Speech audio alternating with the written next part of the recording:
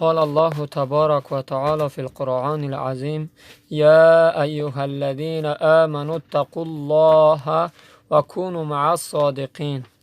سوره توبه. پروردگار مهربان در این آیه مبارکه بر ما و شما بندگان خود می‌فرماید ای آن کسانی که ایمان آورده اید از خدا بترسید و بر راستی و راستگویی باشید.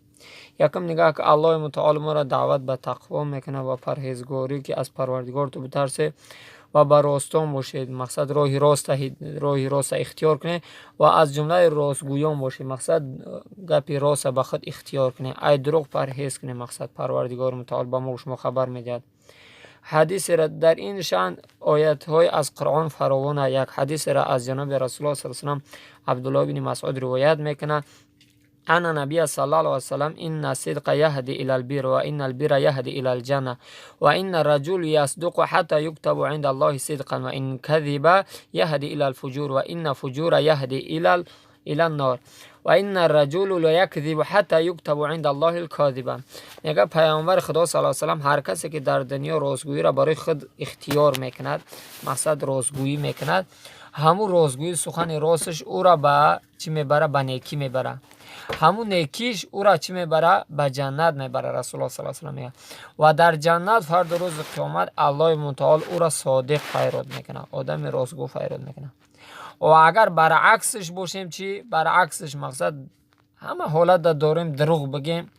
پیغمبر خدا صلی الله علیه و سلم میگه هر کسی دروغ برای خود اختیار میکنه او را با فجار میبره. فجار فاحشگی و بدی را میگن.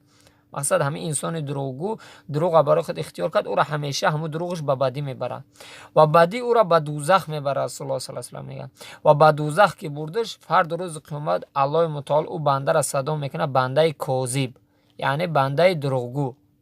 به این خاطر هر جا که باشیم از الله متعال خواهان باشیم که راستگویی را برای خود اختیار کنیم. تو یگان مجبور یگان بعضی چیزای ضروری است که اسلام اجازت میده، غیر این صورت دیگه دروغگویی برای خود اختیار نکنیم. نگاه رسول الله صلی الله علیه و سلم شوخی میکرد که دروغ نمیگفت. یک کمپیر از در رسول الله صلی الله علیه و سلم داخل شد گفت یا رسول الله کمپیرها جنت میرن؟ پیغمبر گفت نه.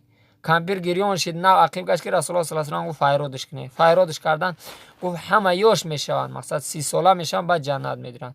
میگه که پیامبر شوخی کرده نه که دروغ نگفت. امروز ما داریم در هر قدم و در هر سخن ما دروغ میگیم. به این خاطر هر بنده مؤمن مسلمان در این ماه شریف رمضان اگر همین دروغ ترک کنه، راستگویی را برای خودش اختیار کنه و از الله کمک بخواه که الله من از این خصلت بد دور که، خدای مهربان امید است که هدایتش کنه. خداوند مهربان همیشه ما را به راستگویی و به راست رفتاری موفق بگرداند. آمین.